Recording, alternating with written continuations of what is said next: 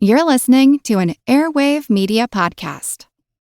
Get cash for clothes at Plato's Closet in North Charleston and West Ashley. It's so easy. Recycle, earn cash, repeat. We pay cash on the spot for your trendy, gently used clothing, shoes, and accessories. At Plato's Closet, we buy all seasons, all day, every day. It's time to clean out your closet and cash in. Bring in your denim, graphic tees, athletic wear, shoes, handbags, and more. Sell your styles to Plato's Closet for cash. Then, do it again. Plato's Closet, located in West Ashley on Sam Rittenberg Boulevard and North Charleston on Rivers Avenue.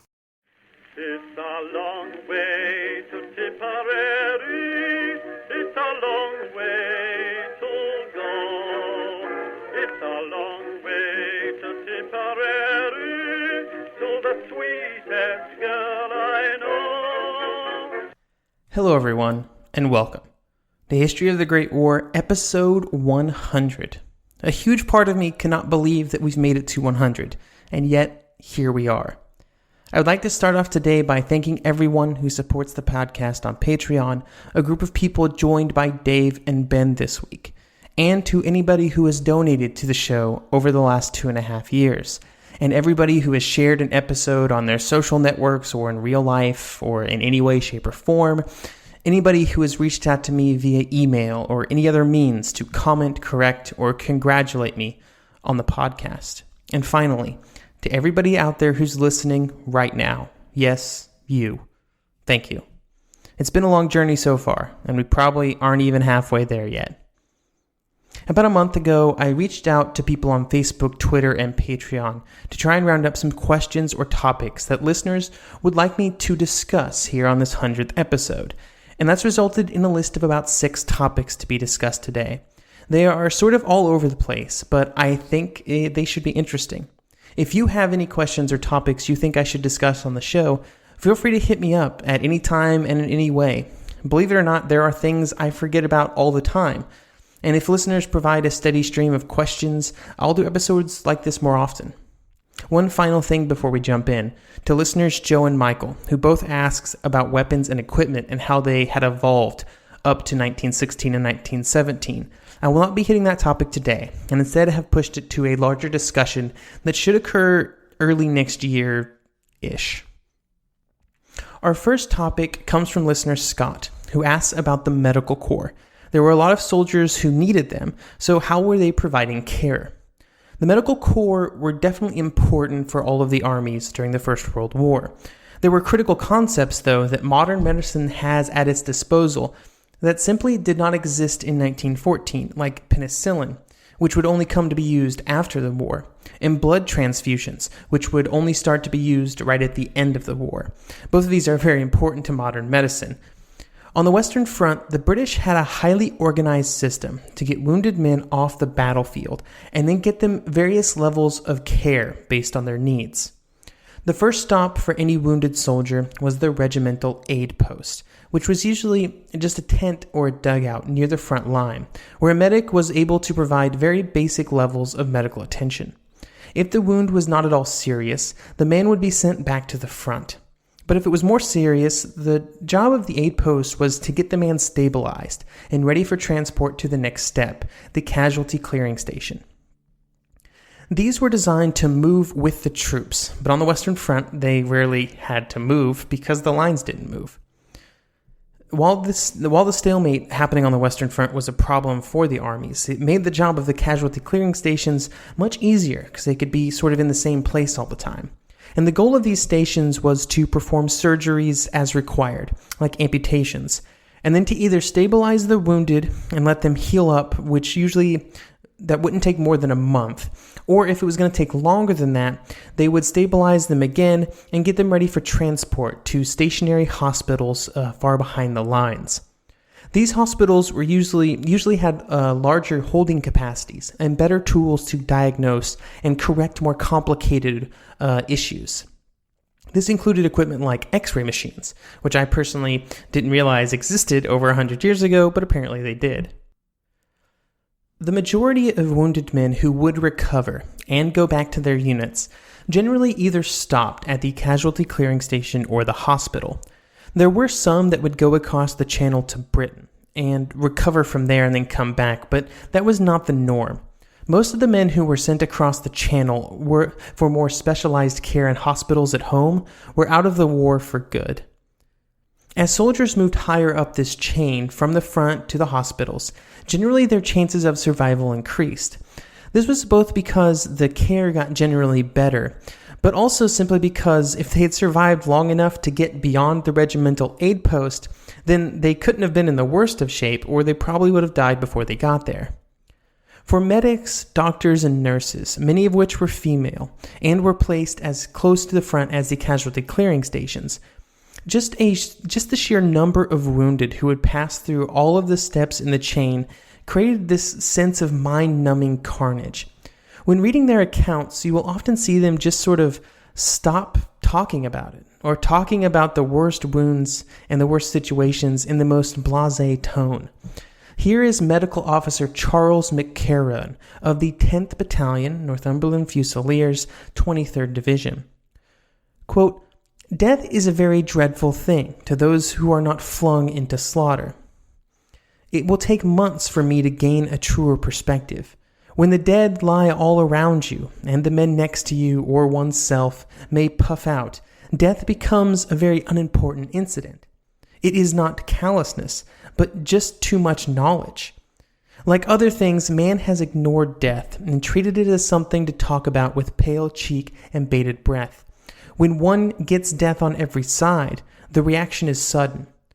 Two chaps go out for water and one returns. Says a pal to him, 'Well, where's Bill? A bloody whiz-bang took his bloody head off.' May not appear sympathetic, but it is the only way of looking at the thing and remaining sane. You may be certain, however, that the same man would carry Bill 10 miles if there was any chance of fixing his head on again." End quote. This type of attitude would be present in any war. But as we discussed back in the Verdun episodes, the type of helplessness that men felt under fire from artillery and the concern for the fact that they could be obliterated at any instant was coupled with the type of mutilation that artillery shells would cause to the human body. These were not nice clean wounds. When artillery shells exploded into shrapnel and hit a human body, they were just bludgeoning their way through it. Then, of course, there were the gas victims, some blind, some barely able to breathe, just the worst type of suffering you can imagine. Another thing that you see when reading the first-hand accounts of these doctors, nurses, medics is just like complete and total exhaustion. Their jobs seemed to have never stopped. There was no gaining or winning in what they were trying to do because the flow of wounded men just kept coming. And that sort of pervades all of these first-person perspectives. If you want to know more about the medical situation during the war, but don't want to fall too deep into like the endless morass of academic papers, I suggest picking up a copy of Wounded by Emily Mayhew. It's a great overview book that's not too long or not too dry, and has a really good amount of first-person accounts. Next on the docket is Spain. Listener Antonio asks simply what was happening in Spain during the war. Spain was neutral, and it had made the decision to be neutral very early on. The country as a whole was just in no position to enter a large military conflict, because for several decades, and really even for over a century, it had been a declining empire, even more than the other empires in the war, like the Ottomans or Austria-Hungary. Before 1914, what had once been a huge Spanish empire had shrunk down to just the Iberian Peninsula and a small area of Morocco. The Spanish military was less potent than many much smaller Balkan countries and had not acquitted itself well in the Spanish-American War or the Moroccan crisis of the early 20th century. Even though the military was not very potent, Spain was still dumping a lot of money into it, and this was due primarily to the power and numbers of the officer corps. They were highly influential, and the entire organization was just very top-heavy, a lot of chiefs, not a lot of Indians. This would play a part in the war and after. Even if Spain would have wanted to enter the war, it would have been difficult to find a side that really wanted them. For the Central Powers, it was difficult to see how Spain could really assist them. Sure, it might have opened a small secondary front into France, but the Pyrenees were a serious obstacle. Also, the Spanish would have found themselves almost instantly blockaded by the British, causing huge problems for what would prove to be a very fragile economy and society. The British and French would have gotten even less from the Spanish entry into the war. The citizens of Spain were also split on who they supported in the war, with some supporting Germany and others France. This created a lot of friction that both sides sought to use to make sure that Spain stayed neutral, but also was not too much help to the other side. The Germans especially were adept at this by quickly finding their way into control of some of the largest Spanish newspapers, which let them sway public opinion during the war, which would become very important when, the submarines started sinking ships. The Spanish government, while understanding that they would have to be neutral at the beginning, were still hoping that they could play a part in the war as a mediator between the two sides, bringing them to the peace table, being that guy in the middle. This would have went a long way to restoring some of the prestige that Spain had completely lost in the decades leading up to the war, and made it, would have made the country seem more powerful. Unfortunately, this would be a role played by the United States, and Spain would never be able to really play any real role in the peace talks. So that's why Spain became and stayed neutral. But what about how the war affected Spain? I find this topic and the discussion of how the war affected all of the neutral countries around Europe to be extremely fascinating. Even a quick survey of the available research points to huge consequences for all of the neutral countries of Europe, even though their armies stayed at home. For Spain, everything started off so well. There was a huge boom in the Spanish economy as they were able to increase their exports, as well as greatly decrease their imports because nobody wanted to ship them stuff, which made domestic businesses far more successful, especially when it came to finished goods. However, while this was initially quite good, it would quickly begin to cause inflation that would continue for the rest of the war. This would catastrophically reduce the purchasing power of normal Spanish citizens. This hardship would combine with an unsteady social situation before the war to create a nation that was anything but stable and already on the long road to the Spanish Civil War. The first problem was that the economic benefits of the war and the greatest hardships were not evenly spread around the country, with the economic benefits focused on urban industrial areas, while the hardships were felt most by those in rural areas.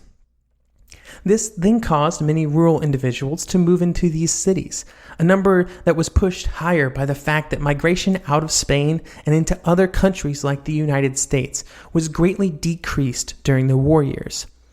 Before the war, this movement had been something of a safety valve for rural population growth, this moving to other countries.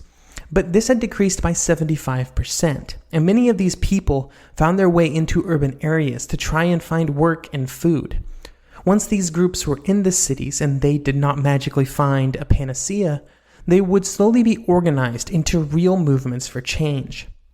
This movement would grow in power as the war progressed, especially after 1917 and the example set by the Russian Revolution.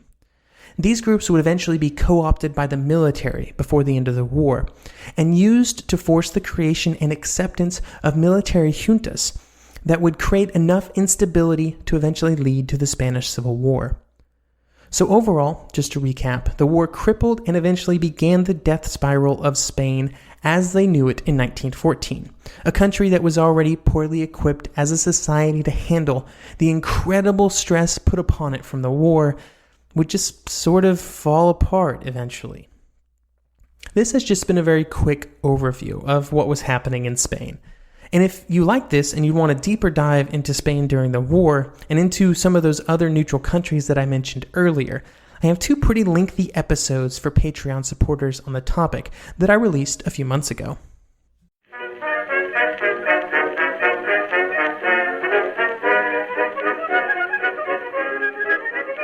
The one truth about human history is that change is inevitable. But the one thing that has never changed is that humans need food to survive. There are many ways to get that food, but one of the easiest ones is Factor. Factor delivers ready-to-eat meals right to your door. All you have to do is heat them up and dig in. In 2 minutes, you can be eating tasty keto or vegan options or any of their 35 options that they have available every week. So you can choose maybe the cheesy garden herb chicken, maybe the Santa Fe green chili beef skillet, or perhaps the Caribbean spiced tofu. It is all delicious, and if you have a bit of a sweet tooth, Factor still has you covered with a wide range of snack and smoothie options. Chocolate mocha cheesecake, snickerdoodle macaroons. Any of that sound good? And don't worry, even the tasty stuff is dietitian approved. Head over to factormeals.com/GW50 and use code GW50 to get 50% off. That's code GW50 at factormeals.com/GW50 to get 50% off. Get cash for clothes at Plato's Closet in North Charleston and West Ashley. It's so easy. Recycle, earn cash, repeat. We pay cash on the spot for your trendy, gently used clothing, shoes, and accessories. At Plato's Closet, we buy all seasons, all day, every day. It's time to clean out your closet and cash in. Bring in your denim, graphic tees, athletic wear, shoes, handbags, and more. Sell your styles to Plato's Closet for cash. Then, do it again. Plato's Closet, located in West Ashley on Sam Rittenberg Boulevard and North Charleston on Rivers Avenue.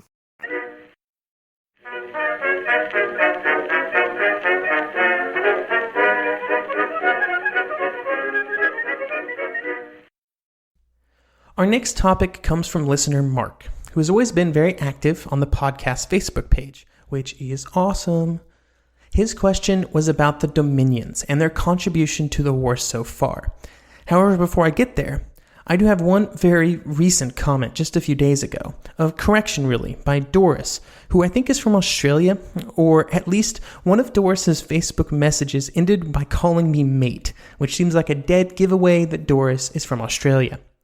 Anyway, Doris is a new listener and just finished up the Gallipoli episodes and sent me a Facebook message that sort of puts me in my place and is the exact reason that I like getting corrections. I'm just going to read all of it because Doris does a good job of describing my mistake in detail. She says, quote, "In Australia and New Zealand, Anzacs is generally used as a plural, as in Anzacs. The singular is mostly used as an adjective, as in Anzac troops, and rarely as a noun, as in they just landed at Anzac or he was an Anzac. Every other time it is a plural noun, e.g. the Anzacs landed. The Anzacs fought at Lone Pine. The Anzacs are commemorated on Anzac Day. The Anzacs went on to fight on the Western Front."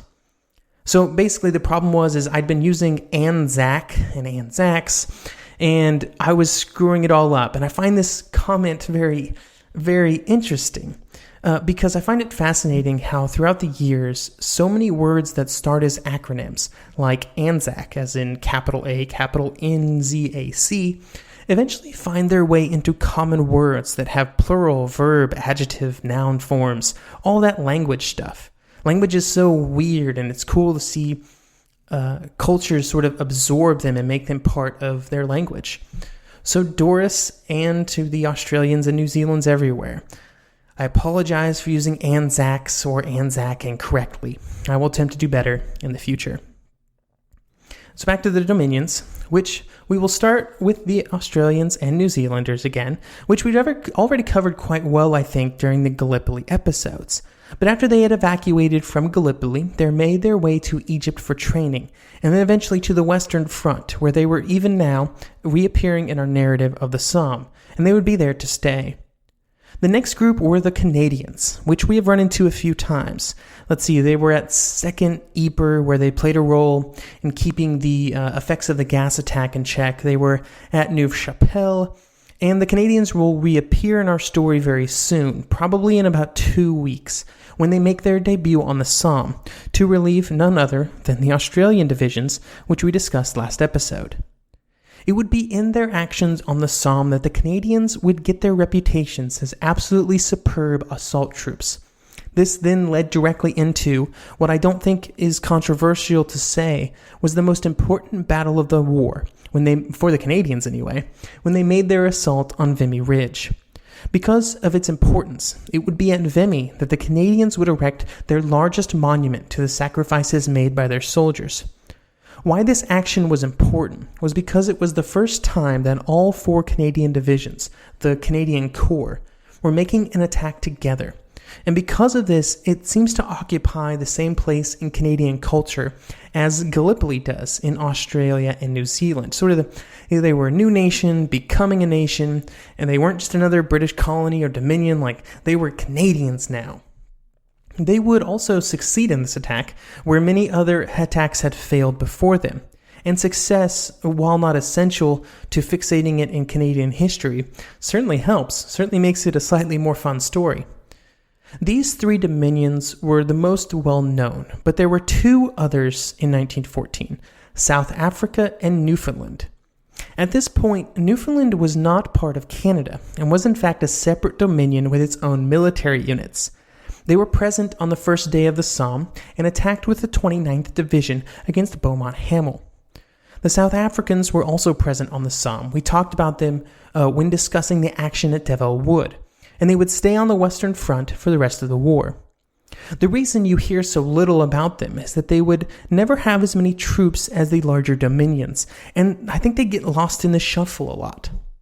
Finally, I like to talk about India here, even though it wasn't technically a dominion during the war. It would only be after for a short amount of time before becoming an independent country.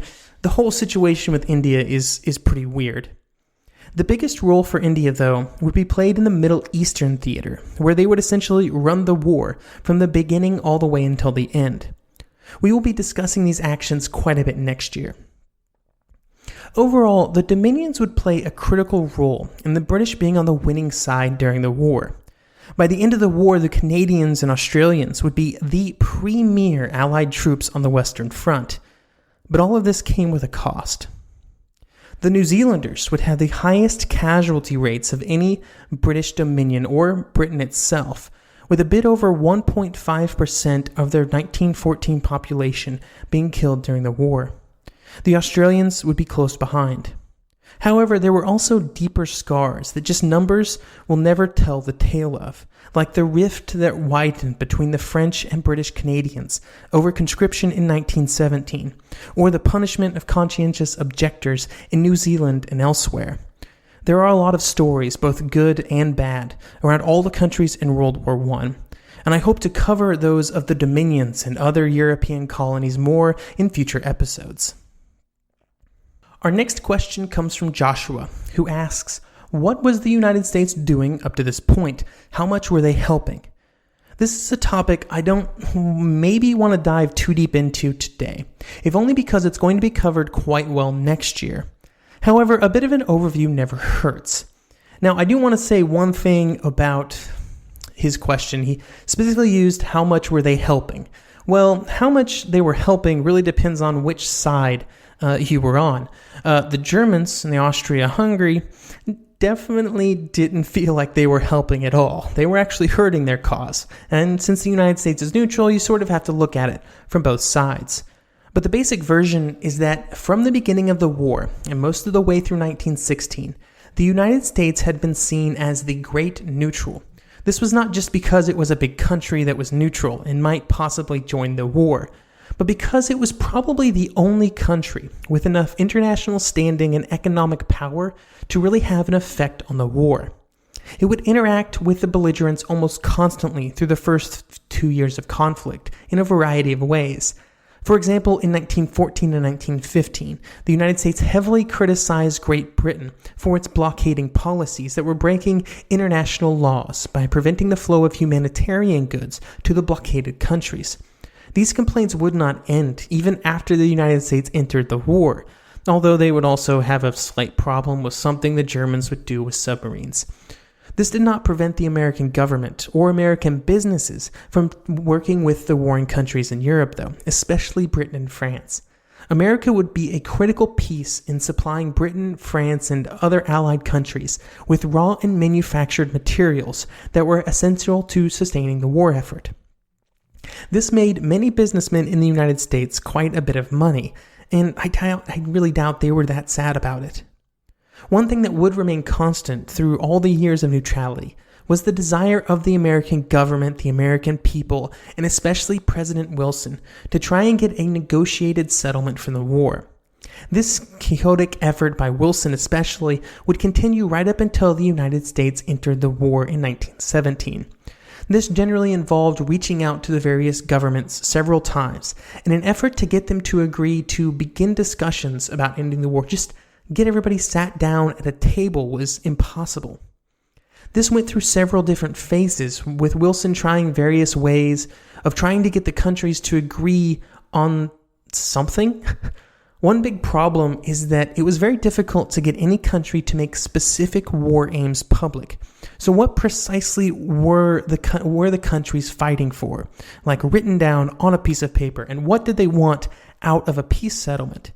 There were ideas and thoughts floating around every government in Europe, but nobody wanted to specifically state what their country's official stance was, because nobody wanted to be pinned down with a public statement that might be too lenient on their enemies or too harsh and made it seem like they were the aggressors, they were the bad guys in this war.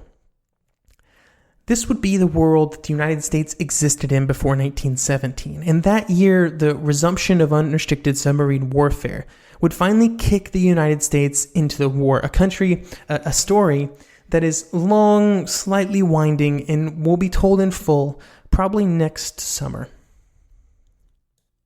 Our final topic today is about what life was like on the home fronts around Europe. This question and topic was suggested by both Oscar and Andrew, so thank you. Now, the situation on the home fronts, especially for the Central Powers, would be extremely important during the last 2 years of the war. Many countries would have issues getting enough food to their citizens, with Britain beginning serious rationing in 1917 and other countries from almost the start of the war. Now, France would be mostly immune to these food shortages, but the other countries on the continent would be hit hard, really hard. In Germany and Austria-Hungary, rationing and shortages became a fact of life for nearly all members of society. In Germany, the winter of 1916 to 1917 was particularly challenging, and in what would become known as the turnip winter, food was extremely hard to find. This created tensions within these societies because the cities where most of the war manufacturing was done was almost always the hardest hit by these shortages. The people in the cities then blamed the rural citizens, especially the farmers, for these problems. The producers didn't want to sell their food too cheaply, especially as demand continued to increase, and the cost of doing business in the form of equipment, seed, and labor went up along with it. This created an antagonism between the city dwellers and the rural families that would just get worse as time went on. The government attempted to step in to take care of this by enforcing price ceilings and other controls where possible, but this just made black market sales more appealing. In almost all major cities, soup kitchens were set up to try and get some minimum amount of food to the populace, and the number of these kitchens continued to increase. This did not prevent strict rationing from taking place. From the beginning of the war, and in 1916, 17, and 18, these rations would be cut, and then cut again, as supplies just could not meet demand. This was almost entirely caused by the British blockade, but maybe not in the ways that you would expect. You see, one big problem for Germany was that much of the fertilizer that German farms used before the war was imported, and these supplies were cut off after 1914, which meant that the farmland that the Germans did have was not nearly as productive as before the war, which just made the whole food situation even worse. There were many other mistakes that they made along the way, but those mostly just hastened the problem, and there was probably nothing that the Germans or Austrians could have really done to prevent some food shortages. However, the British blockade did make a good scapegoat for all of these problems, which is why they blamed it so often, and this was used by the governments heavily in propaganda during the war. This was a big contributing factor for the widespread public support of unrestricted submarine warfare in 1915 and in 1917, as the public just wanted the military to do anything to hit back against the British. Austria-Hungary was feeling all of the same effects as Germany, but just amplified. This meant that there was less food, more movements on the black market, more societal antagonism.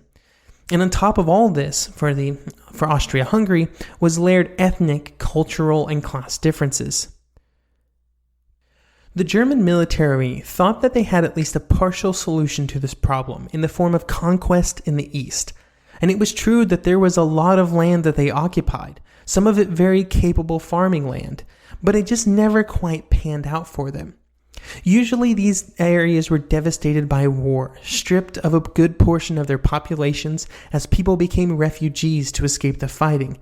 And then they were not exactly thrilled to help the Germans. There was very little motivation for the indigenous people to work hard, trying to make food that they knew the Germans were just going to take from them anyway.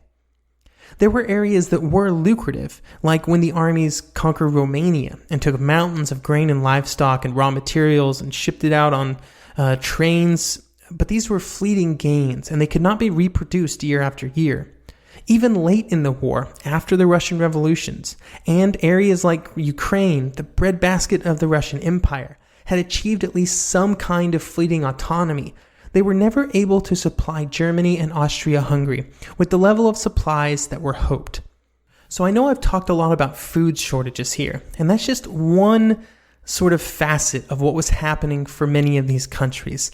The food shortages just sort of amplified tensions within the society, which in Germany and Austria-Hungary caused societies to almost fall apart in 1918.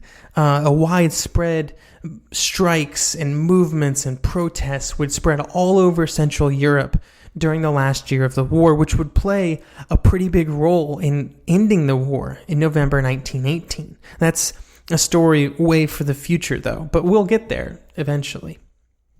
And that's a pretty quick answer to the question about the home fronts. And again, just focusing on sort of one aspect. However, you can expect a much deeper dive into the situation on the home fronts of all of the nations involved in the war early next year. There should be about 4 to 5 episodes looking at how the war was causing immense stress on every country from 1914 to the end of 1917. Those should be starting in about February next year, probably. So with that answer, we come to the end of episode 100. I would like to again thank everyone for listening. I can't thank you enough. And here's to 100 more.